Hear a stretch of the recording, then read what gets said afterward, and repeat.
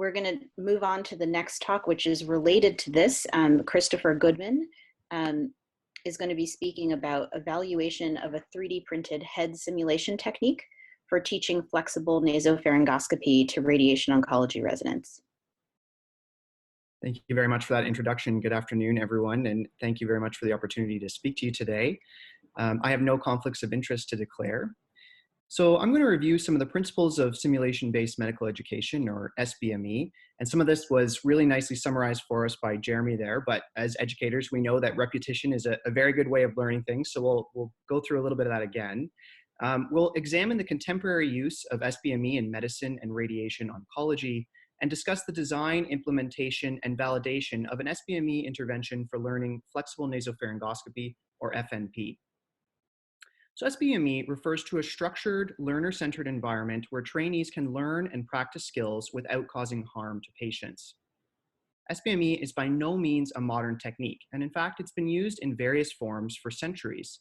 This is an example of one of the oldest surviving anatomical models from about 300 AD that was used to train people about the differences between life and death. Moving down the timeline, these are obstetrics mannequins that were used in the 1700s to teach proper birthing techniques. Over time, we've learned that simulation is a key contributor to quality health professional training. It's been shown to improve clinical and procedural competence, which directly results in improved patient outcomes.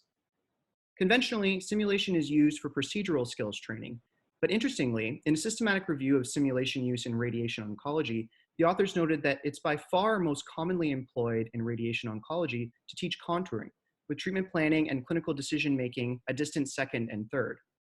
This shows us that there's a limited focus on procedural skills training in radiation oncology, despite obviously required competencies. And in a survey of radiation oncology residents, 83% reported no formal training in FNP. We also know that simulation use is increasing, and this likely supports a transition to competency-based residency design. In this review, the authors noted that development of and research into SBME has grown and matured over the past 40 years on substantive and methodological grounds. They synthesized the evidence and they noticed that not all interventions were created equally, and so they sought to identify the characteristics of high-quality simulations. In general, they found that interventions should incorporate feedback and deliberate practice, use high-fidelity simulators that are matched to the desired skills, integrate multimodal learning aids, and rigorously measure their outcomes. With this in mind, we sought to design an effective intervention to aid RADONC trainees in learning to perform FNP by integrating multimodal instruction with deliberate practice on a high-fidelity simulator that's created by leveraging 3D printing technology to very accurately recreate the relevant anatomy. Afterwards, we wanted to rigorously assess the efficacy of our intervention to ensure we were meeting our stated goals. To accomplish this, we designed a 3D printed simulator using a model patient CT head and neck. The slices were slightly modified to promote easy scope passage. We added a chin brace to support the front of the head, as well as a hinge mechanism to provide easy access to the internal anatomy for things like lubrication. We developed a training intervention that incorporated a didactic component where we reviewed the relevant anatomy, discussed how to use the scope, and described a systematic approach to the examination of the head and neck. We provided a live demonstration, as well as a screening of the New England Journal of Medicine upper airway exam video. Afterwards, participants were afforded the opportunity for open practice time on the 3D simulator with instructor feedback. To assess the efficacy, we obtained pre- and post-intervention questionnaires that looked at attitudes towards performing FNP, as well as past training and experiences.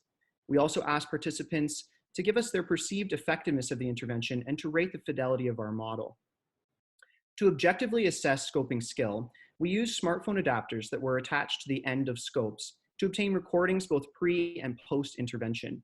These were reviewed by a blinded expert and scored on a standardized 10-point rubric.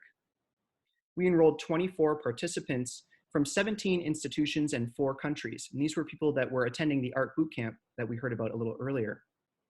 50% of our participants were female and 70% were senior residents. There was a wide range of past scoping experience, and we asked participants to rate their subjective confidence performing FNP on a 10-point scale, 1 being very much not confident and 10 being highly confident. As you can imagine, at the time of their first ever scoping experience, confidence was quite low. At the time of our study, this had improved to 5.5, And post-intervention, we noted a significant improvement in self-reported confidence to 7.2. In terms of objective FMP performance, again measured on a 10-point scale using this rubric that you can see here, we found that pre-intervention mean scores were 4.5, and post-intervention, this increased significantly to 6.7. And we found no reliance on PGY level or prior experience for that improvement. When we asked participants to rate the intervention on a 5-point Likert scale, there was good agreement that this was a helpful intervention for learning FMP and that it was a positive learning experience. Participants felt that this should be incorporated as a standard component of RADONC training. They found our model to be anatomically correct, but they also noted some deficits in things like realistic passage of the scope, as well as the simulation of human tissue. For our next steps, we're hard at work on a 3D-Head version 2.0, and we're hoping to incorporate some of this feedback to make adjustments to improve the scope passage and explore integration of new materials. We may not hit this level of technology, but we're going to give it our best shot. We also think that there's an opportunity to expand the use of 3D printed simulators in radiation oncology to things like brachytherapy or patient education. And in addition, these are highly cost-effective interventions. Both of our 3D heads cost about $60 for the filament to print. They're also safe to use during COVID-19 because they don't require any PPE. So in conclusion, a 3D printed model and associated training intervention were effective at improving FMP performance. The teaching method was rated highly by participants, and SBME interventions should be increasingly incorporated into RADONC residency curricula. Thank you very much for your time, and please reach out if anyone's interested in our 3D printed head file, and I look forward to your questions.